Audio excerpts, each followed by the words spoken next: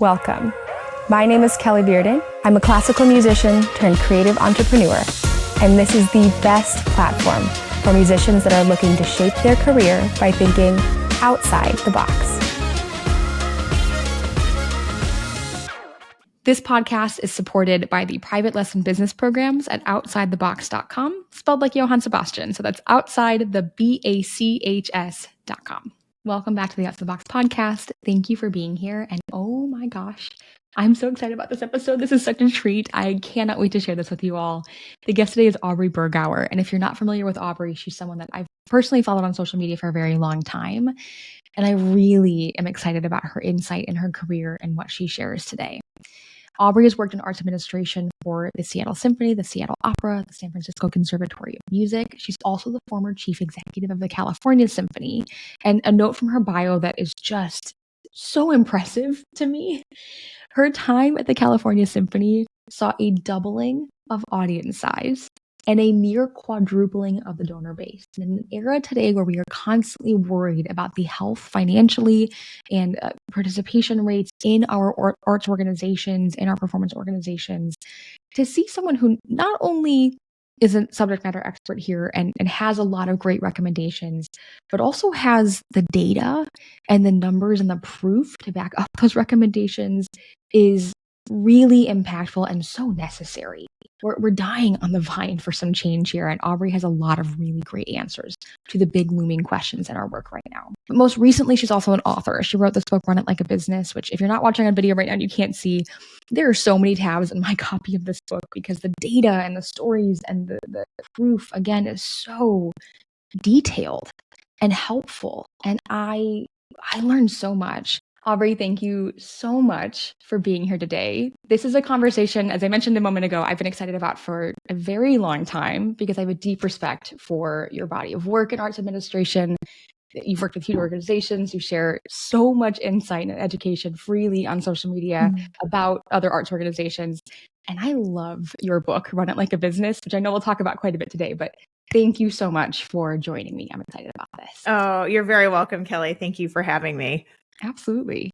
I want to jump right into the book, if that's okay, because as I said, I loved it. I took just a few notes. I love it. Everybody, it's color-coded. It's bookmarked. It's tabs everywhere. This is what we love to see. Oh, good. We've got data. We've got interesting insights, things I want to pull for social media.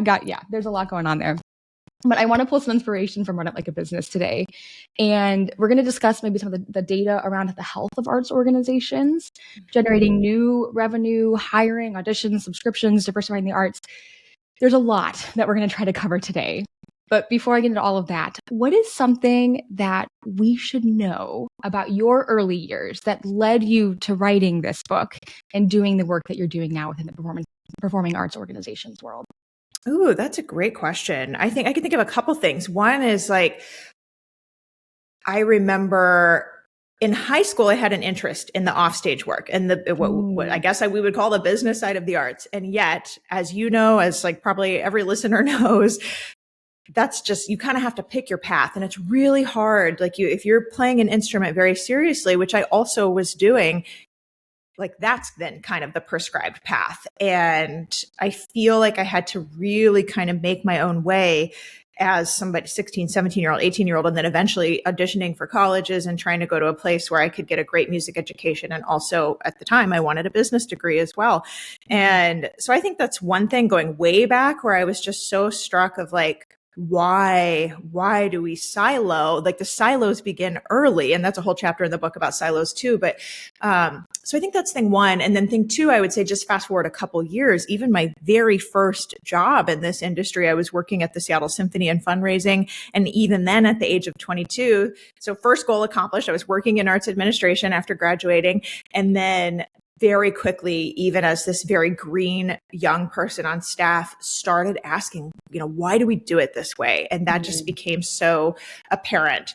And then now fast forward 20 years later, it's hard to believe I've even been in this industry 20 years, but now we have the book and I'm able to, put data and words to a lot of these questions. But I don't know. Yeah, I think that's the answer. Is just, it starts early. And so for anybody listening who, no matter your age, just who has these kind of intuition, I don't know, bubblings, whisperings, whatever you want to call it. Like, don't ignore that. I would say follow that. Well, and that questioning is so important because we're in this industry, cultural organizations in general, like you discuss in the book, but especially in music in particular, it is steeped in tradition. Like there is a way that we do things for better or for worse.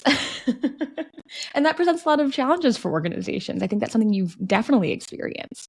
Yeah, I think I'll just say to that, as I've gone so deep on the research on change management, what is the research shows is so important is not to throw away tradition, not to throw away the baby with the bathwater. This is so like important for our industry, so good to hear for our industry, because tradition isn't a bad word. Tradition is just a neutral word, and it's kind of what we do with it then that matters. And so the research on change management says we have to parse out the parts of tradition we want to honor, we want to keep, we are proud of. And I'm like, right. In classical music, there is so much we want to keep and are proud of. And that's a bit of a thesis of the book, not to get ahead of ourselves, but like the art is so good. And there is so much, not to say nothing needs to change, because there's a whole bunch to talk about there too. But just this idea of no, we do get to be proud. And there is so much good, and holding on to that while also identifying the parts that we know need to evolve, adapt, for the world we're in now.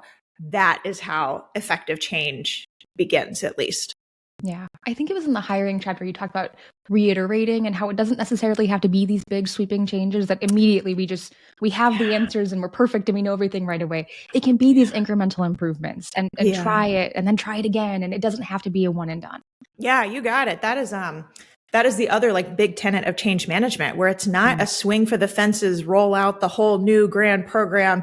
And if it's not a slam dunk home run, pick your favorite sports metaphor, we say, oh, it didn't work, which I describe it that way because I've seen it that way at so many organizations I've worked with as an employee, and now the past several years as a consultant, where we just think if we don't get it right on the first try, it didn't work. And we've invested a lot of time, money, people into sometimes rolling out these big things. And it's like, no. What you just said is right. The research says for change, it's actually the baby steps.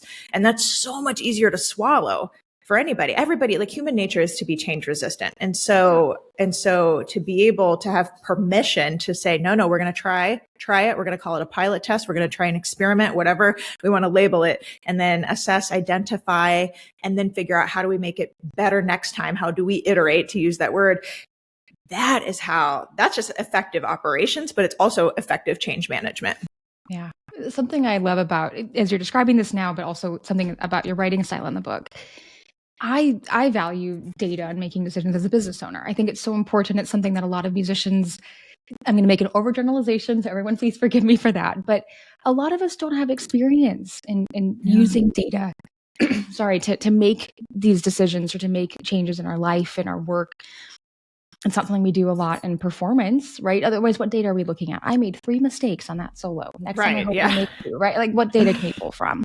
Right. We did such a great job of outlining data to imply your outcomes. You didn't really ever just tell everybody this is what you should do. I think it was so helpful that you outlined and kind of painted that picture. Things like new and returning website visitors was such an interesting, like, really specific data point, or first time buyer retention rates and first year subscribers versus all other subscribers.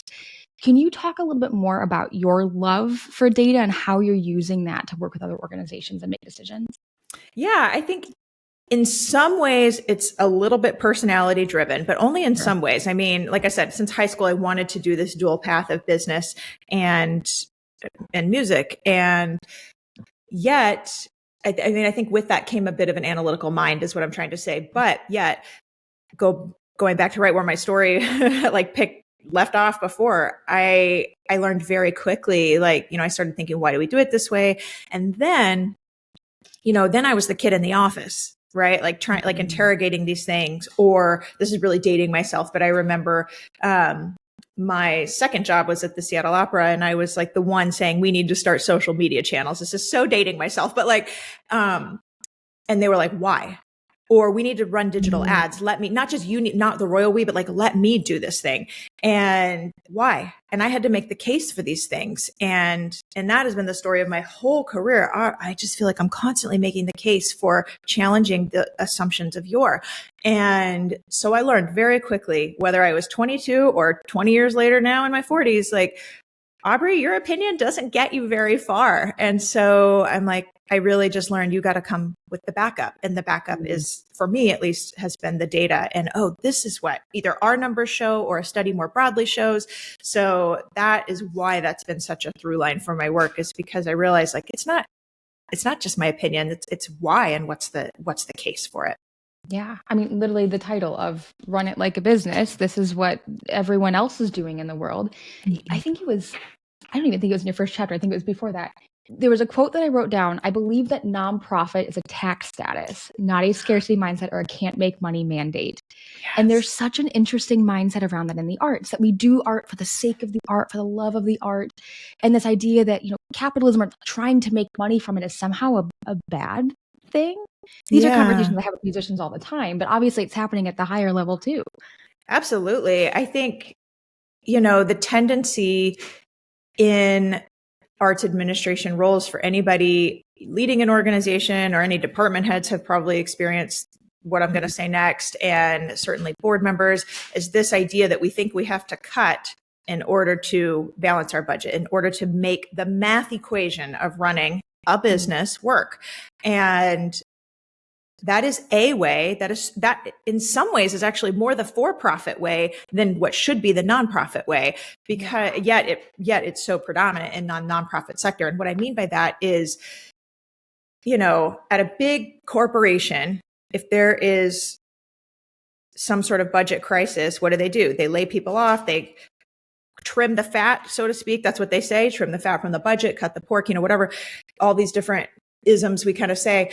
And the problem with that in the nonprofit world, and particularly in classical music, is that there's no fat to trim. We trimmed it last year when the budget was tight. We trimmed it the year before that when we did contract negotiations with our artists. We did it the year before that when subscriptions were down. We did it the year before that because it was COVID, or, whatever. So it's like on and on and on. And it's like, our organizations are so lean already. There is virtually nowhere else to trim. I'll say asterisks. The only thing that I could even think of now in 2025 is that AI actually helps with some of this, maybe, but that is like the only like beginning of an exception I can see as this conversation evolves over the years. So my point is that if you can't keep cutting marketing, cutting staff, cutting whatever. I've been in so many orchestras where they're like, can we just play more Mozart so we don't have to pay the players? And it's like, well, if you want to be a Mozart orchestra, you could, but that's not really what your mission was originally, right? So it's like really fundamentally changes things if we try to cut. And so instead, what do you do? Because the other part of the equation is our costs do increase every year. So that's why cutting is so prevalent, is that it always gets more expensive next year to play Beethoven or Mozart or whoever than it does last year, because people want raises. No shame in the game. I want to make more next year than I do this year. Who doesn't, right? So it becomes so much more expensive to do what we do every year. And so if we've got rising costs, and I'm saying we can't cut to get our way to sustainability, then what do? The other lever to pull is to increase revenue. And that's really what I've become known for, is believing that we can grow. And that goes right back to what you were saying, is we can make money. Money is not bad. Money funds our mission. Money funds our art. Money liberates us artistically to not play Mozart all the time, unless we're really wanting to play, just to go back to that, but you know what I mean? To do the artistic projects we want to do. And so, no, just to really underline what you're saying is, it's not a can't make money mandate. We are a business. And I know I used to hate that phrase. I say that like one of the first pages of the book, I used to hate it. So for anybody who's listening and is like, wow, I really hate that, like, I got you, I know.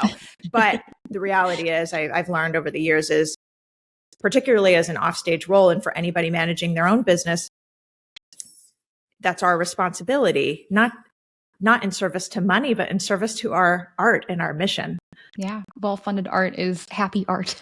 Yeah, I love that. Much more fun to do when you know you're getting paid well. Yeah. And even when we talk about like lesson studios that we work with a lot too, it's the same issue of if you can't pay your rent, you can't pay your bills.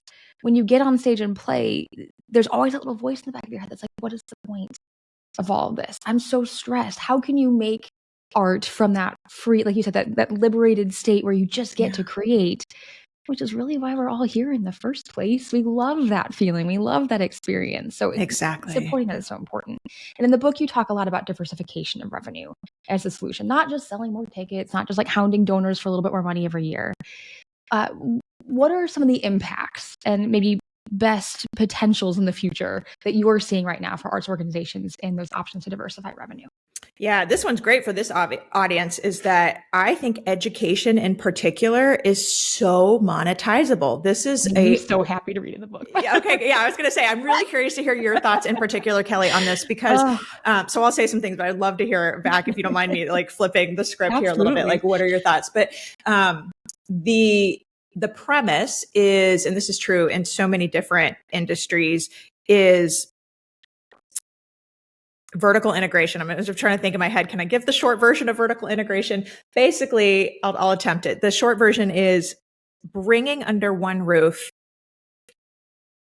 different types of operations that normally would be separate vendors. So like the king of this is Amazon. They used to have warehousing outsourced. They brought that in-house. They call that Amazon Basics, right? When they have their own products. They used to have delivery outsourced to UPS or whoever. They brought that in-house. We call that Amazon Prime. They used to host their website on another server. They brought that in-house. They call that Amazon Web Services. I could go on and on and on. And so they really are the king if they've brought like everything operationally under one roof. And in their example, it has allowed them to basically monetize these things that used to be expenses for them. Everybody else now uses Amazon Web Services, for example, to host their website. Like I forget what percentage of the world's websites are hosted on AWS, but it's a lot. But it's ridiculous. Yeah. So, okay. So that's the example to give the framework. So what on earth does this have to do with a classical music organization or a studio?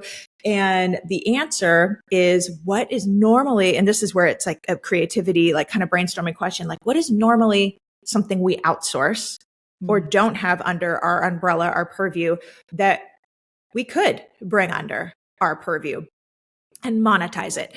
And so for a classical music organization, like a symphony or an opera, I would say, oh, my mind goes right to education. Almost every single arts organization has some sort of childhood education program, and that's fine. There's nothing wrong with that. But what about adults? And what I've learned in my work and in the research on this is adults want to learn. Adults want to, especially smart adults who have any kind of expendable income, want to continue to grow, want to continue to better themselves, and will pay for that. Like the online education space is booming. And so that's just an example of what we could bring in. And so normally music education in particular is something, and for all the studio owners, you guys got to tell me what you think about this, but it's something in particular that it's like you learn an instrument or learn to sing as a kid, and then you either choose to pursue it in college or you don't really have the ability or path to continue your development as just as like a serious hobbyist. And I just think there's a huge opportunity there to monetize it, to offer that. And so that's just one example. But I don't know. What are your thoughts on this? When you said you read that chapter, like what was going through? If I can, I'm sorry, I'm totally turning the tables here, making you answer the questions. Okay. Totally fine. I mean, I was so honestly relieved to read it because this is a thought that I have all the time. We do operate in silos in the arts industry, which is frustrating, right? There's the orchestra, and then you've got a couple conservatories or larger private lesson programs and businesses. And then you have all of these little individual entrepreneurial folks that are all sprinkled throughout your area. And the issue is the symphony and the larger arts organizations in the area, they don't know who those individual private instructors are usually. If they're not on the sub list, they don't typically know they exist. Yeah.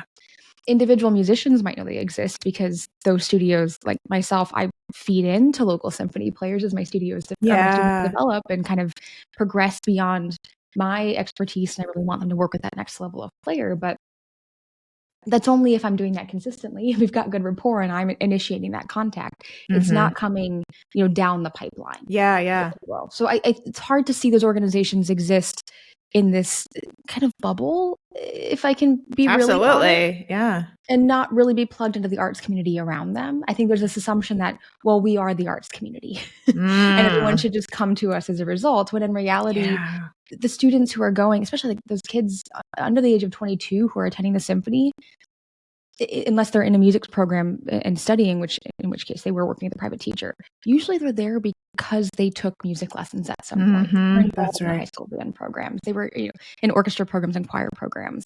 They're there because they already have an interest in background. And the earlier and the more often and then ongoing, the more regularly we can invite them in and provide that education and support, the better. Because you're right, they graduate high school and then what options exist? Yeah, exactly. Yeah. It becomes a lot more challenging. So I totally agree. Yeah. And I'll just say it, sorry, really quickly. It doesn't have to be, that is one avenue too, is like, performance study and continuing that. But it could also be, and I give examples in the book of monetizing education, meaning basic music theory, basic music appreciation. So there's a whole world out there too of people don't have to continue playing their instrument. They just want to know more about the art form. And it's like, okay, we all got degrees in that, but everybody else on planet Earth did not. And that's a whole body of knowledge that we can share and again, monetize. So, all right, off the soapbox on that. Well, but even and this kind of leads into something I wanted to talk about anyway, our newcomer experience being so important. And you gave really incredible examples of this in the book. Ballet Austin comes to mind. And correct me if I'm wrong, I think they had a newcomer experience before showtime. Like people could come early and learn more about what was going to happen on the program. Correct? Yeah, they had, now I have to try to remember, when I visited them, they had, let me back up actually, because it gets to why they did this. So they did an exercise where they mapped out, and anybody listening could do this, all the different steps a customer, an attendee has to take before before the orchestra tunes, before the curtain opens. And it was something like 40 some odd steps. You have to, it's not just get tickets and show up. It's like a whole bunch of stuff. You have to decide what to wear. You have to get in your car. You have to find parking. You have to, all these things that actually really add up to potential frustration, which affects the experience. And so many organizations I work with think like, it's out of my control. I don't run the parking, for example. And instead, what Ballet Austin did so wonderfully is said, we don't run the parking. So what else can we do to make sure that's not a bad experience? And so credit to them for saying, they didn't just raise their hands and say, not my area. Like I've been in so many of those conversations. And instead they said, okay, we know if we can get somebody there, I forget what it is, an hour early, 45 minutes early, we know they are more likely to have a good experience, come again, spend more at the bar, like whatever, all these different things that it's like, check. We want all those things. And so they said, okay, how do we get people there an hour early? They said, great, let's do kind of an exhibit is the best way I would describe it, almost like a museum exhibit. And they had mapped off this mapped off this section of their lobby, and it's a ballet company. So they had costumes, they had, a TV display, like running past productions. They also definitely smartly had advertisements for the coming season. And I forget what else, some show and tell type items. And any organization could do that. We have stuff in our archives that we could totally bring out for that. And the other thing they did very smartly is, even though this was for free, anybody could come an hour early for free and do this. You still had to scan your ticket to get in. So they're tracking. That's how they know the data on it. Going back to the data and measuring, they know who came. And then that's how they were able to start measuring. Oh my gosh, the people who come to this, they're more likely to renew their subscription. They're more likely, if they're a newcomer, to come back again. And so they could compare that. So I just thought they did a lot of things really well. But that was one of them where I thought, it's not just let's try this new thing because we think. I mean, it maybe started because we think, but then they were like, let's measure it. Let's figure it out. And they were like, no, the proof is in the pudding. Like it's actually working. Well, and making people comfortable it's not just important, it's everything. If they don't feel welcome in that environment, especially this industry and this world where we are steeped in tradition, if you don't speak that language, it's so hard to acclimate and feel comfortable. On a personal example, my husband Isaac is a sailor. He races sailboats professionally. out of my element, man. Like, I don't have experience in that background. I sailed a little bit like at Girl Scout camp when I was a kid, but that's about it. And think about the complexity of a boat. There are so many nautical terms and words for things on the boat, and some things can have, if it's shaped slightly different on a bigger boat, it can have a different name, but it's the same thing. It's so overwhelming to sit at a conversation at a dinner table with a bunch of sailors talking about what's happening. That doesn't mean that I'm not happy to be there and I always want to learn more. But when you don't know, you're always a little on edge. Yeah. And it's the same thing with the arts. Like you mentioned polling newcomers. And one of the things they were most concerned about is, what do they wear? Yes. Yeah. And that seems so trivial, but it is important. Mm-hmm. Yeah, this was there. I've now replicated this many times, but the original, we did this user experience study. This is 2014. I can't believe it was over 10 years ago now. And this is when I was running the orchestra, and I knew nationwide there was a statistic of high newcomer no return rate. And I was really determined to try to figure out what are we doing that's causing that high churn.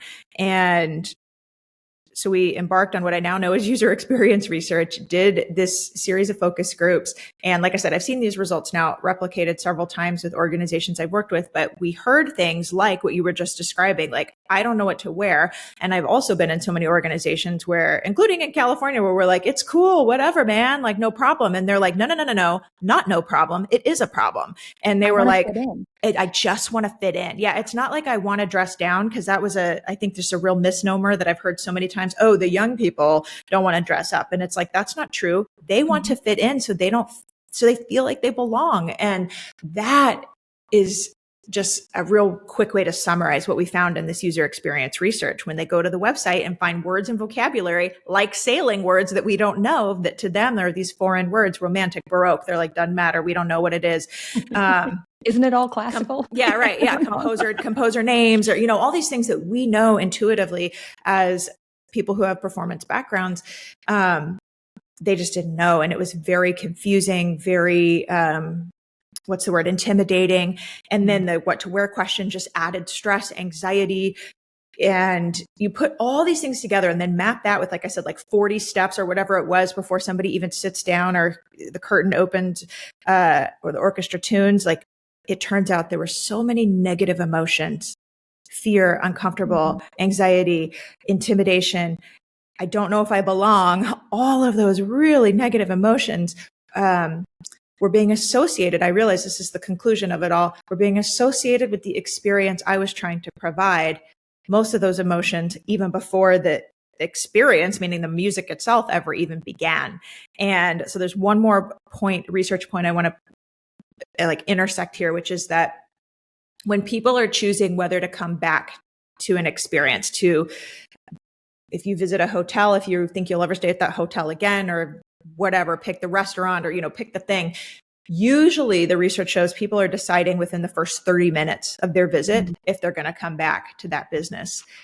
Everything I just described was in the first 30 minutes or longer. And so I thought, wow, no wonder up to 90% of first timers don't come back. There's so many challenging emotions that are really keeping them away. And so once we started trying to chip away at, well, how do we help address that? How do we help somebody not feel anxious or not feel intimidated by the words they're reading on the website or in the program book when they arrive, or, fill in the blank. Once we started chipping away at that, we really started seeing that statistic change and more first timers coming back. Yeah. And that equals money, because it's more ticket sales. And people that want to learn, and they're going to enroll in your education program. Exactly. You got it. Yeah. It is totally a cycle. Yeah. Well, it's interesting too that we have this mindset, maybe not even mindset. It's more of a pervasive narrative, unfortunately, in the industry. Classical music is dying. The arts are dying. People aren't interested anymore. You talk in the book about arts really being entertainment. And while we're arguing that classical music is dying, streaming for classical music is up. That's right. And also people are spending how much ungodly amount of money on Taylor Swift tickets. Like, people want to see live music. But I've taken a few friends with me recently to their first symphony concert in the Milwaukee area, which is so fun. I love doing it. But every time it's a lot of these questions. What do I wear? How early should we get there? What's on the program and what should I know about it? And what, the fun facts, right? The drama behind the pieces, and they want to know those details.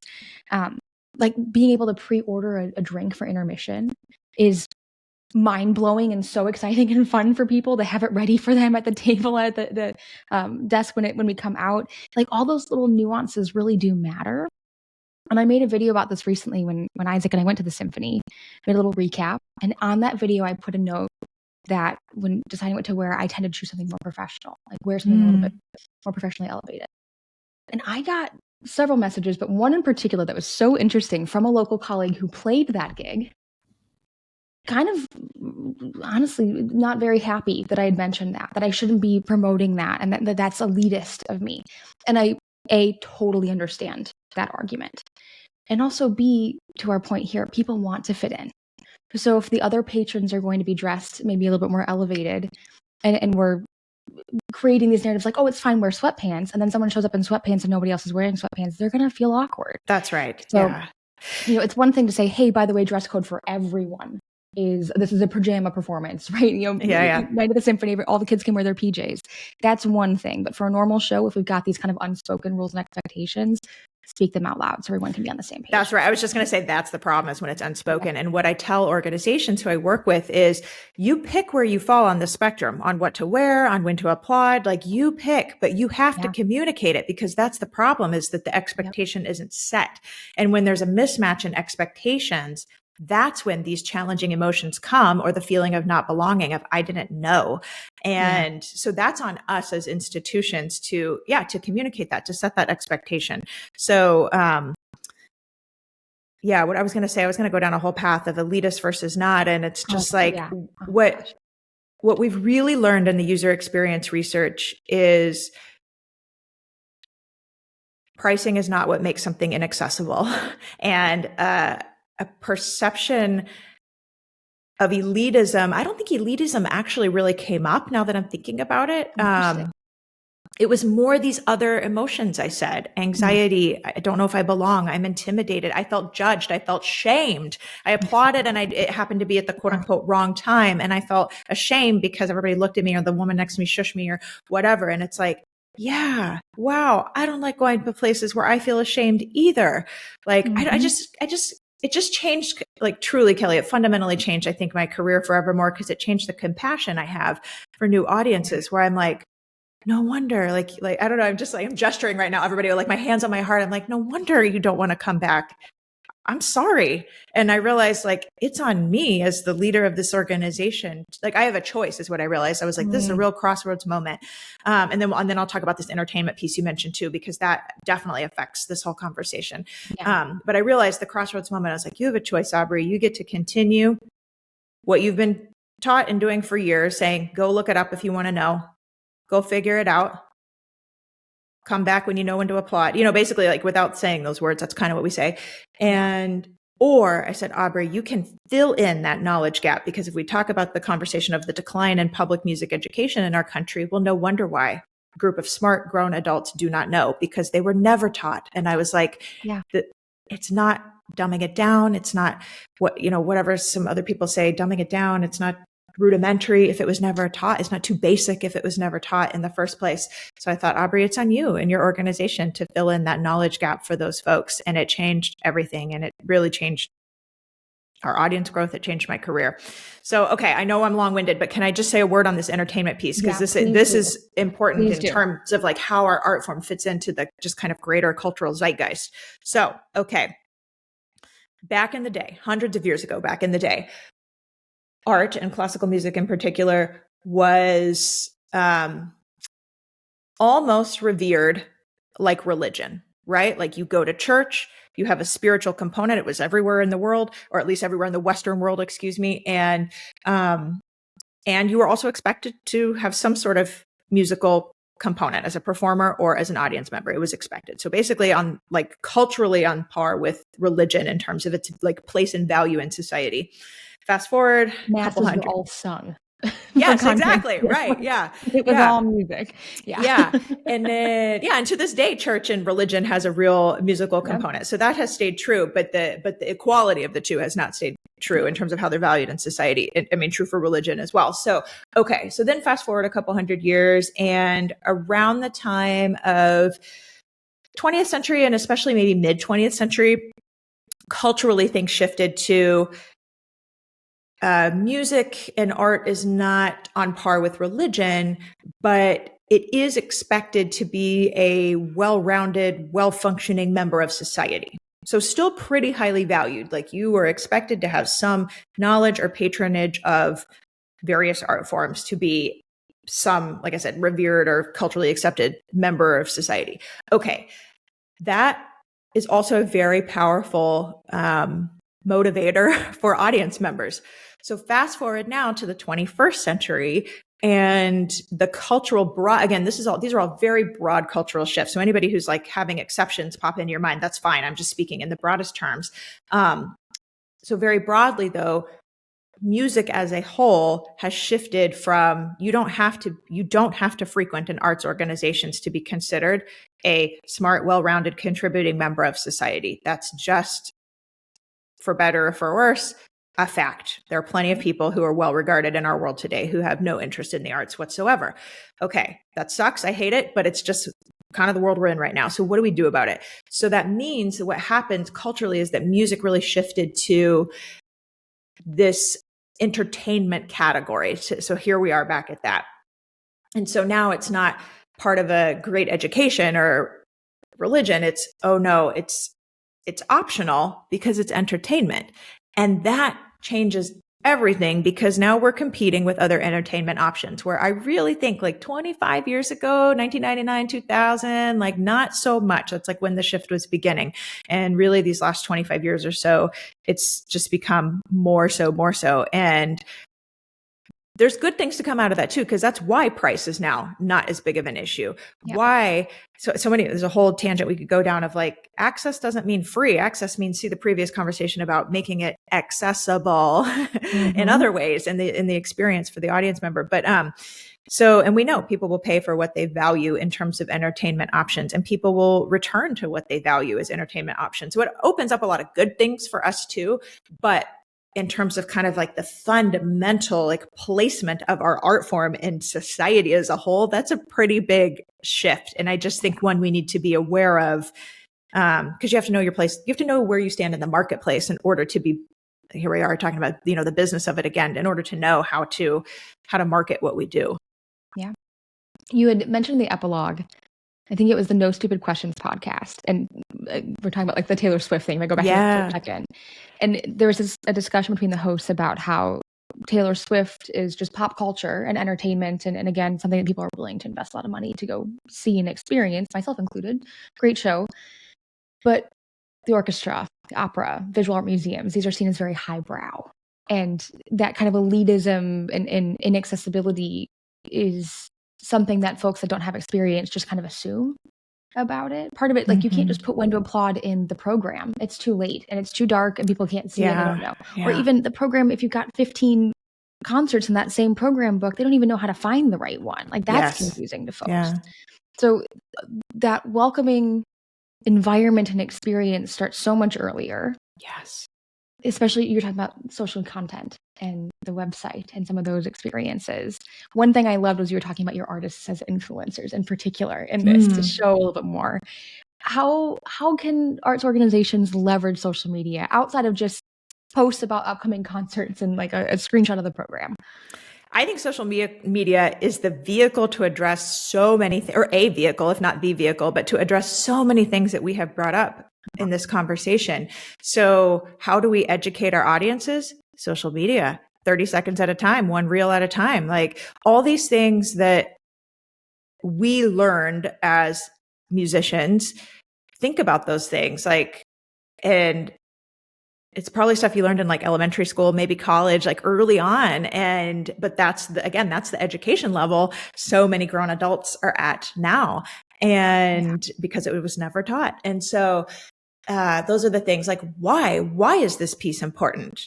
Why does it matter? Not the technical musicological, like, oh, well, if you follow the melody as it passes to this, to that was really innovative that the composer, and it's like, la, la, la, la, la, la, la, like, why, what was going on in the composer's life? What was like, tell the story is what we've really learned. And there's always a story behind anything in classical music. There's always a story. There's often either comedy or drama. Like there's just so much we can share.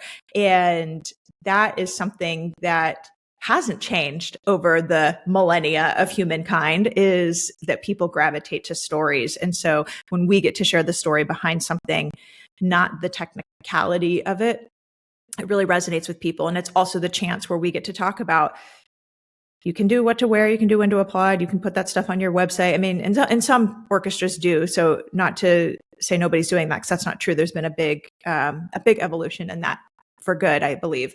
So, but yeah, I just think social media, it's just, and content in general, I mean, that's also something of the 21st century. Like, and just one more word on this. Some people are like, Aubrey, but what if we get it wrong? What if we put out a bad piece of content or it doesn't perform well? The beauty is algorithm doesn't promote it. If you put something out there and it's a dud, nothing lost. I mean, a little bit of effort lost, but nobody sees it. If it's bad, nobody, quote unquote, bad, meaning it doesn't get engagement. Like, nobody sees it. No big deal. Nothing lost. Yeah. My phrase lately on this has been social media is a practice room, not a stage. Oh, I love that. Yeah. Reiterate over and over and over again. It doesn't matter. Because like you said, it gets 200 views. No one remembers it. It dies, whatever. Yeah. If it goes really well, then it pops off and a whole bunch of people see it and maybe they remember it, hopefully. But yeah. And then you can use it again and again and again too. Yeah. Like, yeah. But how many people are watching? Like, how many hours of social media content is the average US person watching right now on a daily basis? It is absurd. They're not remembering every single piece of content. So you could take that same idea or that same topic, post about it every single day for 3 months, and they would still forget that it existed. And that's awesome. That's fine. It's, I think, the beauty of that kind of practice room environment. You just get to keep trying again. Absolutely. There's no right, wrong, all that good stuff. Yeah. One of the things I want to talk about with social media is how we can leverage this also to invite a more diverse audience into our performances and our organizations. You did a really, I think, just a really, really lovely job of covering, even on a higher level, the need for diversification. Mm-hmm. And in the book in particular, you talk about the business case for diversity, which I think was so interesting because, of course, there's huge representation issues in music. This is music and the arts in general, of course. A couple data points that I pulled from the book that I just want to highlight for folks. Only 2 to 3% of professional orchestra musicians identify as Black or Latinx, and only 4.5% of all performed symphonic repertoire until 2022 was composed by a person of color or a woman. That's shocking. Yeah. But like, that was hard to read. Like, we know, but also seeing it in black and white, man, that hurt. But I think social media is a great way for us to invite, not only, of course, there's a programming issue here, obviously, but also a great way for us to invite audiences in and make it feel more representative, of our local community and culture. So getting to my actual question, why, especially from a business standpoint, why should arts organizations prioritize representation in programming, hiring, and their marketing? Yeah, I'm so glad you listed all of that, because it's not just program some different people and our problems are solved. Like, it's not that simple. Right. Feeding Mexican food to Mexican people wasn't from the book. That's the chapter. Yeah. Yeah. And I'm quoting somebody on that. Yeah. So what do we do? So in some ways, changing programming is an easier lever to pull. Sure. Somebody in a decision-making role can change that. Okay. So that's a step. So no, I'm not throwing shade on that as a solution, but it's not a complete solution is what I'm trying to say. So the business case that I do believe, I'll back up and say, I do believe in a moral imperative for this work. And also there is a business case for this work, because where I'm going with this is the money on the table. So for anybody who has boards that they report to, or any other people they need to get kind of galvanized and get buy-in on this topic, here's what the data show. There's loads and loads of data that show that administratively diverse teams make better decisions, lead to better outcomes. There's just mountains and mountains of data and research on that. And then where it goes in terms of our arts organizations is, if you look at the statistics for classical music audiences, this comes from the NEA, it's something like 82% or 83% of classical music audiences are white. Other artistic disciplines aren't that far off from that, but okay. So by comparison, America on the whole, I think is 62% whites. I could be off on these by a number or two, but basically that alone is saying what we already know, which is that our audiences, our concert halls, are way over indexing on white audiences compared to our communities around us. And there's a whole exercise in the book, and on my website, there's a free download. If you want to do the math of what this could look like for you, is what does it look like if your audience were to expand to be more representative of the demographics in your community? And then that's where there's money on the table. I'm not saying sell fewer tickets to white audiences. I'm saying, what if we also sell more tickets to the other existing demographic, racial, ethnic groups in our community? And if you do the math on that, even if you just increase by a fraction in your representation of audiences, there is so much money on the table. And that goes right back to everything we've been saying. Like, we want that. We want to grow and expand our audiences. We want that to then better fund our art and our mission, right? So, okay. So then programming alone, like, how do we do that? How do we increase those audiences? So programming alone, that's a lever, but it's not a complete solution, like I said. So who's making those decisions? It then begs the question, who is making the audition procedures that we follow, which vary? I mean, they're in some ways standardized by our union agreements, but in some ways surprisingly not standardized between orchestras and at an opera company who's hiring those singers. Like, somebody's making those decisions. What do they look like? So if our staff isn't, and who's making the marketing choices, right? Like, to bring that into the equation. And it's like, if our staffs are not representative of our communities, we're never going to make fully representative choices, no matter how good our heart is. Like, it's just not possible if our staffs are not reflective of the world around us as well. And then another piece of the equation. Okay. I just briefly mentioned artists. And then last, I'll say the board, right? Then who's governing this whole operation? Well, it's the board. And so I just have come so firmly to believe, because I see it in the numbers, that the more at every different level, every different constituency, we can have broader representation. And there's a whole bunch in the chapter, I'll just say, on hiring around talent development and talent recruitment, because somebody always says, well, does that sacrifice quality? No. Okay. So let's just say that. No. That's not. I could not eye roll any higher. I know. But I was literally just listening to something else yesterday with an online streaming thing with another orchestra, and somebody had asked this question about the quality. And I'm like, okay, so it's still, the question still gets asked. So I'm addressing it. This is not about changing quality. This is about actually improving and enhancing quality. Because when we are bringing people, whether it's an artist or an administrator or a board member, into our organization, because we are selecting from the broadest spectrum of talent available, that's actually how it opens things up for us in terms of the talent pool. So there's a whole bunch in the book on that too, but I just want to say, like, no, I'm here to make money, folks, which means we need the best people from the full spectrum of talent available on stage, off stage, in the boardroom. So I get real hyper about this, but that's all to say, then when you do that, then the choices you make across the board on all the choices we have to make as arts leaders, arts administrators, arts managers, then it starts just becoming naturally and organically more reflective of the world around us, which then results in the ticket sales too. So I just feel like this is one more way where it's like, it's cyclical. It's like, now I say this kind of stuff is like compound interest. Like, it just like keeps getting better and better. Yeah. And the more welcoming the experience is on whole for all people of all backgrounds. Exactly. The more it grows. It feels so, I don't know. It feels silly because we're talking about this. Duh. Like, obviously, like there was one point in the book, even just on marketing, that you talked about, stop taking photos just of the stage, turn around and take photos of your audience and their experience, what they're enjoying. We're not selling the musicians, we're selling the experience of going to a performance, going to this cultural organization. What does it feel like? Is it fun? Is it welcoming? Is it chill? Is it relaxing? Do you learn something? Is it intense? Like, what does it feel like to be someone sitting in that seat watching that performance? That's what people are actually buying, because it is entertainment. It's an experience. Yeah. And so, and the marketing piece, like including photos and videos that not only represent that experience, but represent that experience for all people, is so important. If someone's looking at a situation, I saw a video a couple days ago on TikTok, completely unrelated, but a woman was describing her experience walking into a coffee shop and realizing that she was the only non-white person in that facility, and how she's like, I frequent this place. This is not a normal experience, but I immediately felt unsafe.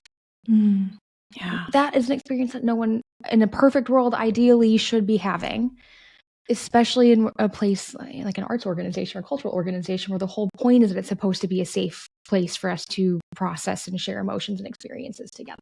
Yeah. Yeah. When we if anybody what am I trying to say? Embraces or accepts the idea that how people feel govern their purchase decisions, it just is a real change of lens or framework from which we can make decisions for our organizations, whether it's a studio or whether it's an arts organization or whatever.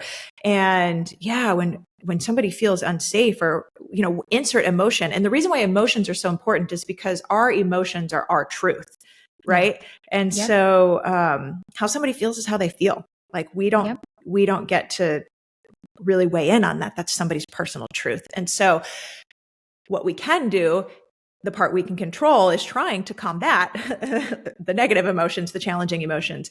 And I'll just say two more things and then, I'll stop on this topic. But one, back in that user experience research, what somebody had said, and this was 2014, 2015. So this is long before the racial reckoning of 2020, all of that. 2014, 2015, one of those first comments somebody said is, I go to a place like the symphony to experience culture, and the lack of diversity made it feel uncultured.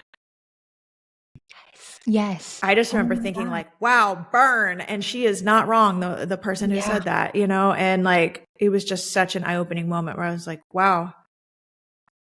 Yeah. Shoot. Yeah. And then the one other piece I'll say, just to try to wrap all of this up is, like I said, the opportunity is there though. So I just want to end on the positive on this, that there really is so much opportunity. Like we can control some things to have an experience where people don't feel these hard emotions. And maybe the best news of all, which we haven't actually said explicitly yet, is when it got to the part of the focus group, anytime I've done these focus groups, the part of the UX research about the art itself, the performance itself, then what's the emotion people feel? It's awe. It has been, I said, these results have been repeated time and time again.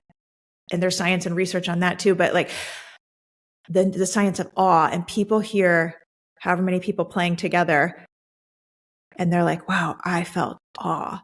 So maybe this puts a bow on everything we're saying. Like really the thesis of the book is the music is not the problem. The art's not the problem. It's optimizing everything around our product, to use that very businessy term, that's really going to move things forward for our industry. And so the art part, the music part, that's the part we've been working on for hundreds of years. That's the part we are so excellent at. And we have that in our corner. And so I go back to that a lot where I'm like, great, that's the part where like, we've got this on lock. Like, we can own that and talk about traditions and things we feel proud of. We can absolutely feel proud of that.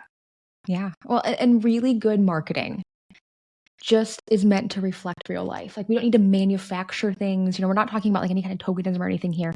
It just needs to represent real life and that real experience. And what an easy thing to market when that is the user experience and everyone they have that sense of awe. It's incredible and it's beautiful. And that's why we do what we do. It's a really incredible experience that we all love and are honestly addicted to. It's what justifies all the ridiculous amount of hours in the practice room. Right? That's right. Yeah. But just showcasing that really makes an impact.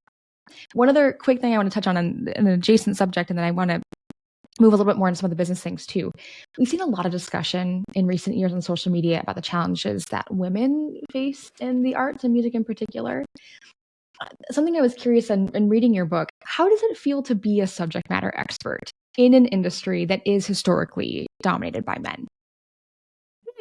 Nobody's really asked me that question quite that way before. I think... Well, I'm just going to say what's going through my mind right now. We were talking about Taylor Swift. I think all the time, like if I was a man, like that song, I'm like, if I was a man, like I think in some ways I think like, yeah, maybe my career would be different. Maybe I wouldn't have to come armed with all the data every single time. Maybe I would be accepted more at face value. I don't know. It's speculation, right? And then when I go down that path, I'm like, Aubrey, don't be the victim. Like come on, so there's that too. But there is that. I think it's really hard to be,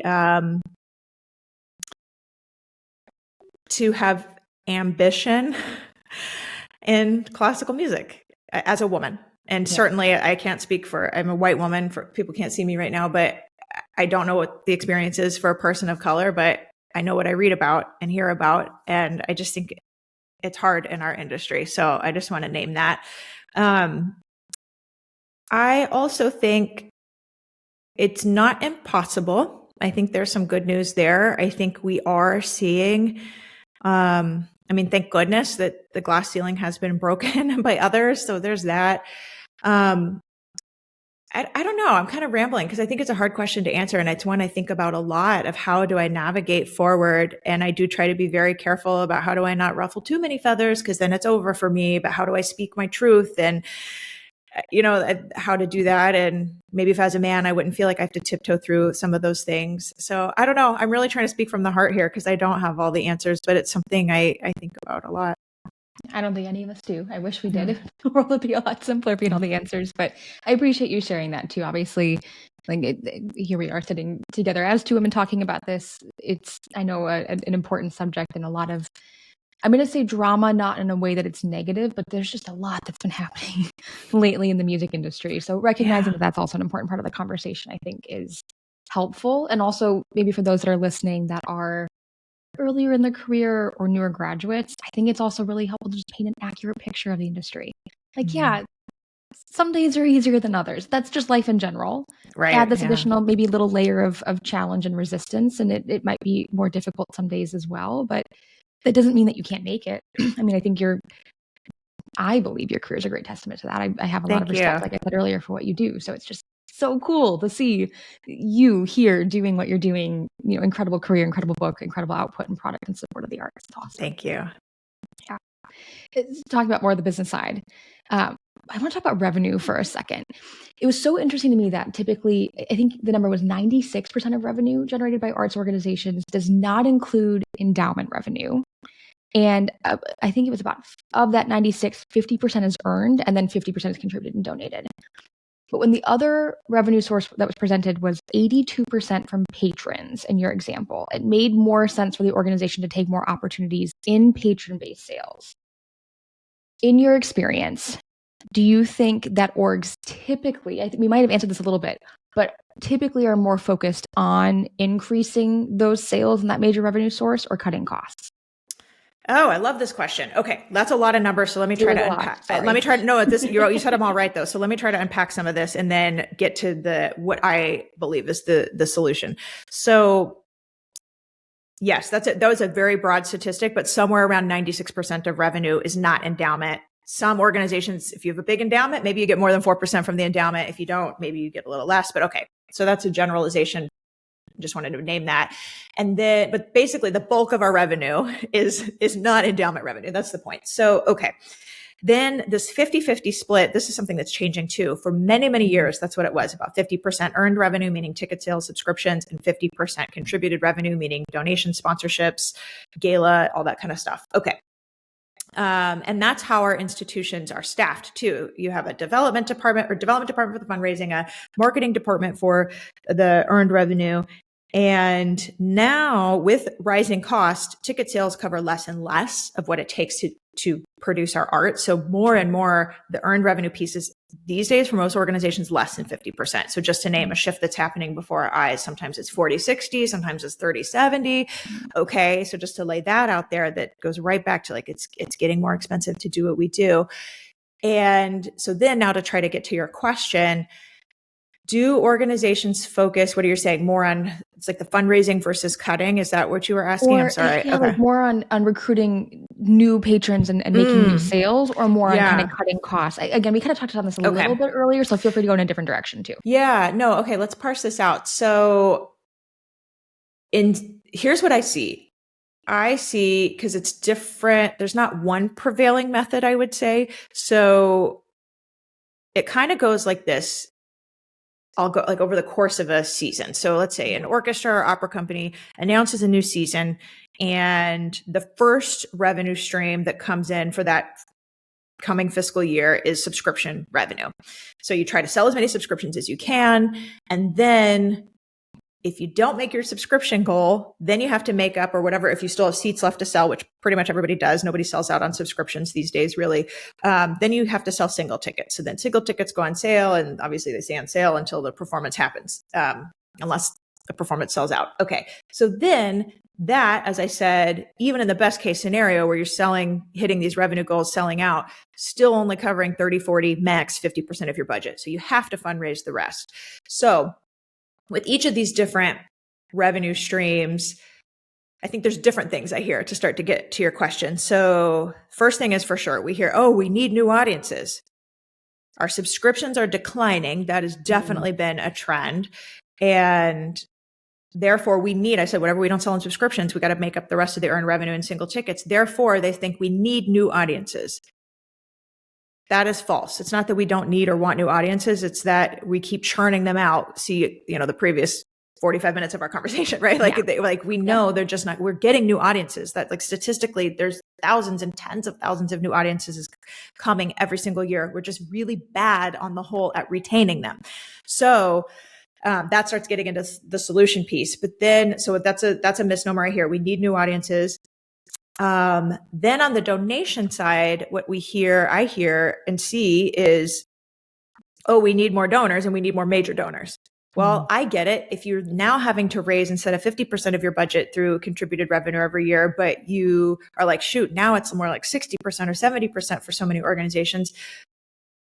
It's very easy to say, I want more major donors. I also want more $100,000 donors, $1 million donors. Pick the big fancy number. It's like, of course, who doesn't want that? So that's not wrong, but it's like skipping a lot of steps. And so the analogy so often used in the arts is, it's like when a patron comes for the first time and then we're automatically soliciting them for a donation. It's asking somebody to get married after the first date. Like, that's the analogy we so often use.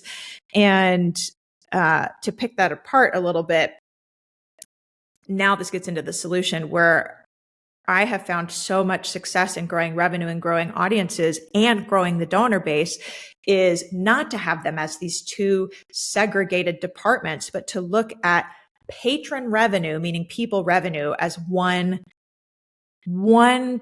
revenue stream, but it's over time. Like, it's a real audience patron journey. And that's that final stat you shared of 80 something percent. So if we redo our org charts and forget the half revenue or half earned revenue, half contribute, not org charts, redo our budget charts, and instead of looking at it as earned revenue versus contributed revenue, but we look at it as people revenue versus other revenue, endowment, galas, people revenue. What am I thinking? Corporate sponsorship, for example, these other things, grant revenue.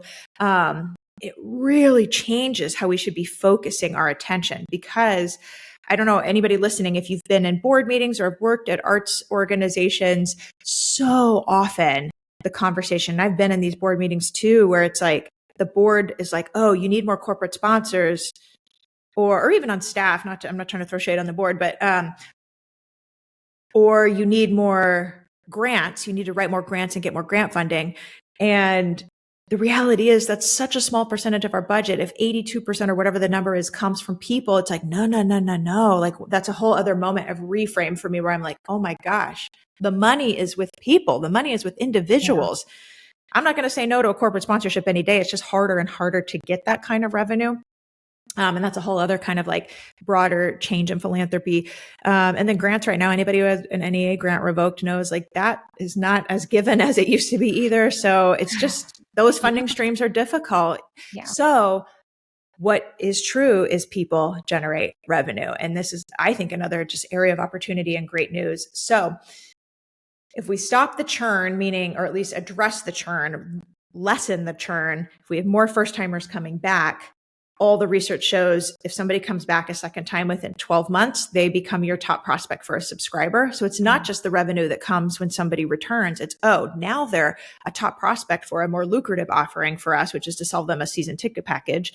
If we can get them to just renew that season ticket package, then that makes everything easier next year when more people are renewing. So I say now, talk about compound interest. This is another one of those things where it's like, if we get better at retention at these different points in the patron journey, then it really is. It's not just selling more tickets this year because we got more people to come back. It's setting us up for higher lifetime value of a patron. That's throwing out more business terms here, but like, it just grows and grows and grows. And then one more data point, when somebody is a second year subscriber, it's hard to get people to renew after the first year, just like it's hard to get people to come back after their first time.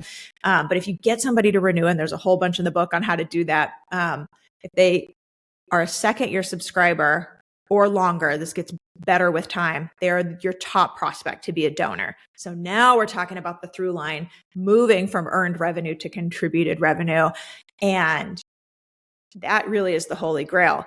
Like I said, I'll take a major donor any day of the week, but if I get a lot more subscribers renewing, then I've actually lined up for myself a broad base of supporters that even if they come in at lower levels, modest levels, medium levels, whatever someone's capacity is, like, okay. And that's harder work. I know it'd be easier to just call up a major donor and get $1 million check written. Of course it's easier, but not every institution is able to do that, So well, and with so many other philanthropic needs these days too, that's even getting harder. I mean, yeah, exactly. Yeah. Major donors are not guaranteed. Yeah. Yep. Yeah. Well, and the subscription model is so interesting. It's important. And we were kind of talking about before we started recording, reading the subscription. I was like, thank you. Like, this is something that we're so, passionate about for studios and for gigs and things. Like, the more you can get that recurring revenue, the more security there is. And also you're encouraging that stability in the relationship and behavior that you're looking for. Something you talk about a lot in the book. Instead of, I won't try to describe this. Why do you think that subscription models are so important and so impactful for arts organizations? Yeah, it's recurring revenue, right? So we just talked about all these like nitty gritty budget issues. And it's like, if I can predict my revenue because I know, for example, 80% of my subscribers are going to renew into next year. Okay, that's a chunk of change I get to rely on. Same thing on the donor side. If I know, I wish it was 80% of donors renew. That's not the case actually for most organizations. But so the idea is getting better at planning what's recurring revenue. And that is true for any business owner in any industry. And so that's the goal. And so much of the way we set up our subscriptions, both recurring revenue, I should say subscriptions, both donations as well, is we don't do it like kind of the typical subscription model that we see everywhere else in our lives, Netflix, Amazon, everywhere else in the universe that's like available on subscription these days. And so there's a chapter that's really going into that of like, oh, what are these other brands doing that the subscription model's thriving everywhere else? And how can we apply that to our work? And so there's a whole bunch to say there, but that's why it's the recurring revenue means predictable revenue, which means stability. And the more people we get on that, talk about another cycle, the more people on that cycle of recurring revenue, the more fundamentally sustainable our organization. Yeah, it's important to have, you were talking about in the book again, like incentivizing and supporting the behavior that you want ongoing. And so when you make it easy for folks to sign up and keep returning, it's so helpful. In particular, because every time you look at the symphony schedule, I mean, keep talking about symphony, obviously, because it's music, and that's typically where my background goes. Opera, ballet, visual art, like this is widely applicable. It doesn't just have to be the major symphony. If you are running a small chamber organization, same thing applies. Yeah. But when you're asking someone to spend one-off constantly, $50, $100 a ticket, they have to think about that purchase every time too, which mentally is really difficult to look at that and think, okay, well, for myself, my husband, for myself and a friend, it's going to be like $100 to $200 every single time. Like you're asking them to part with that money over and over and over again. Subscriptions, like, it's one and done. And then you have this access that you've already paid for, might as well use it. Yeah. That's absolutely like the behavioral psychology behind it. You're right. Yeah. It makes a big difference. I'm going to take a really big sidestep here into a completely different topic that we had talked about earlier, but I would feel remiss if we didn't talk about this, because I know it's something that people are curious about. Audition processes. On page 107 in the book, you discuss the hiring of artists in the audition process, and in particular a roundtable that you'd hosted with some really brilliant minds around this with some suggestions. So I know we'll defer to the book. There's so much good detail there. But what is one thing that you, like, perfect world, would love to see change in the average audition process in 2025? One thing. Ooh, okay, let's think about this. We can maybe get a little creative if one is tough. Yeah, I was going to say it either is the beginning of the process or the end. So this is the debate I was having in my mind. So at the end of the process, it's leaving the screen up. It's not blind. It's not a blind audition if the screen comes down. I know somebody's going to at me for this, but it's just true. Here. Yeah. Okay. So that's that. So that might be the one thing I would change. The other thing that was like bobbling around in my head as you asked the question is the beginning of the process, which is who gets invited to audition.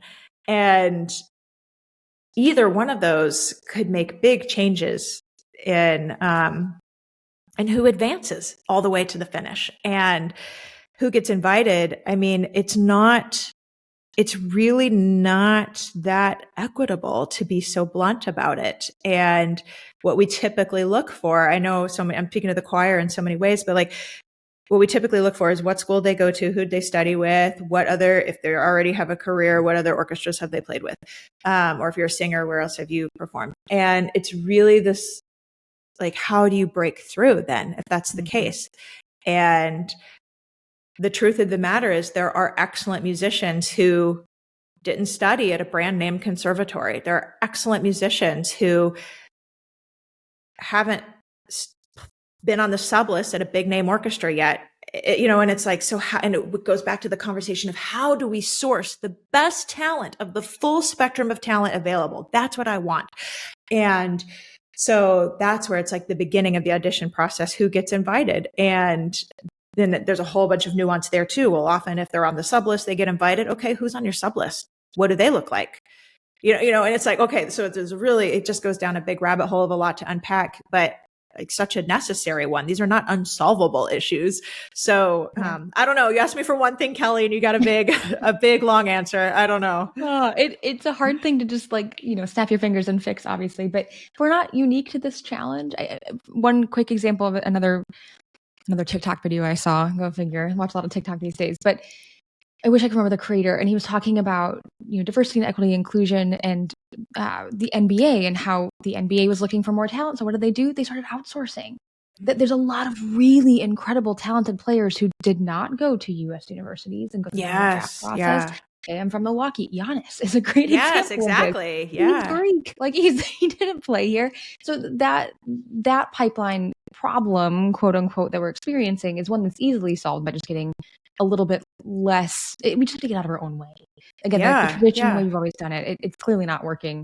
There are really talented people that, for whatever reason, aren't getting invited, and whether it's through blind recording submissions or things to open up the field a little bit more, it's definitely worth exploring.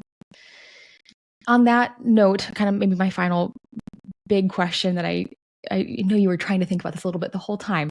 Obviously, it's June, so we have a lot of recent grads, which is really exciting. A lot of folks that are graduating music school, where we were in the past, and I know you went to school for music as well. What advice would you tell someone that just left university with a maybe specifically music performance degree, and they're trying to figure out what the heck comes next?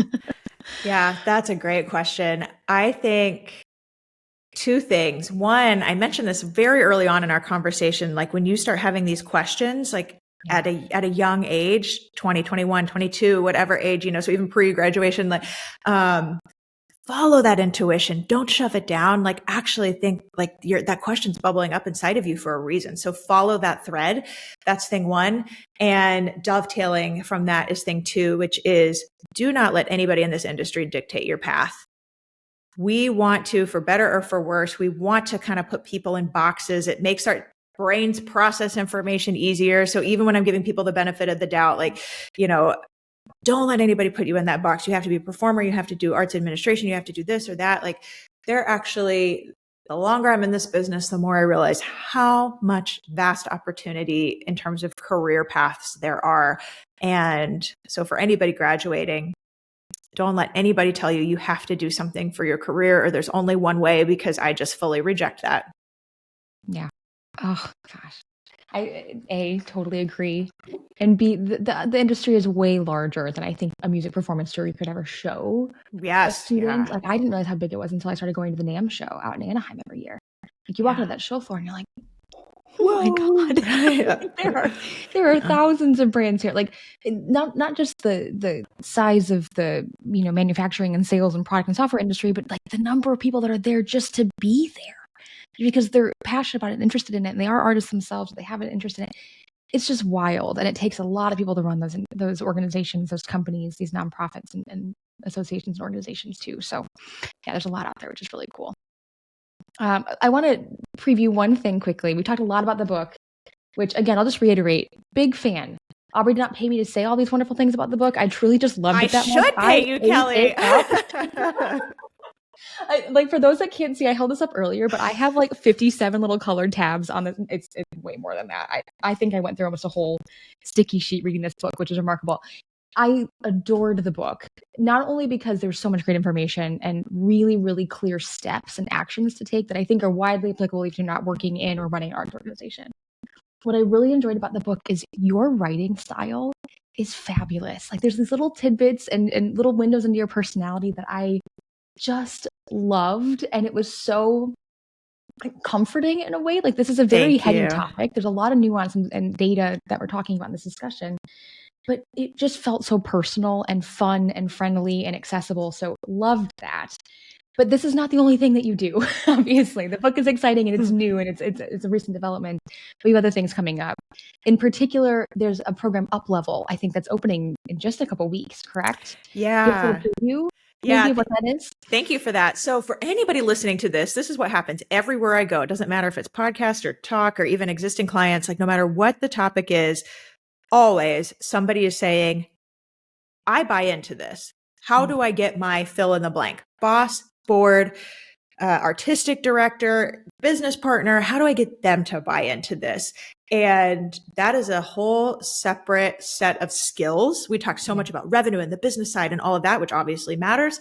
And then, how do you bring other people along when you have a vision, when you have an idea? We talked very briefly on like Aubrey, how do you do it? I come armed with the data. But all this is to say, I realized many years ago that another thing that's not taught to us is really what I now call leadership topics. And I don't mean leadership like you want to be the CEO. I mean leadership, no matter your role, no matter your title, no matter how many years in this industry, no matter your seniority, leadership. And it is leadership to get other people to buy into your ideas. It is leadership to manage up, manage laterally. It's leadership to put yourself in the job market and say, that's another way of saying I need people to buy in to what I offer. And so anybody who's listening to that, all of this and has like those kind of questions, like how do I move forward and advance that for myself? That's what the Up Level program is all about. It's leadership development across all of those topics I mentioned and more. So aubreybergauer.com/uplevel is where to go for that. And like Kelly said, we're opening the doors soon. So thank you for mentioning that. Yeah, absolutely. I know there's a lot of other resources on your website too that I just want to shout out. The book has additional resources digitally that are available. I think there's some video content and some great you talked about the calculator, for example, earlier on potential revenue. So great things linked there. And that link is provided in the book. But I also know you have a run at like a business academy and changing the narrative community. There's other things available. So I'll just put in a little shameless plug on your behalf that Aubrey's here because I, again, really love everything that she does. I eat up her social media content. I really adore it. But more importantly, there's actionable information and steps that can be taken. So if you're looking for support on that, I would highly recommend not only following her on social media and watching all of that, but looking at her programming as well. Amazing. I just got to quickly say thank you for all of that. That's really generous. Yeah, absolutely. Like I said before, I was so excited about this. In the interest of full transparency, when we started the podcast about 2 years ago, Isaac asked me to put together a list of dream podcast guests.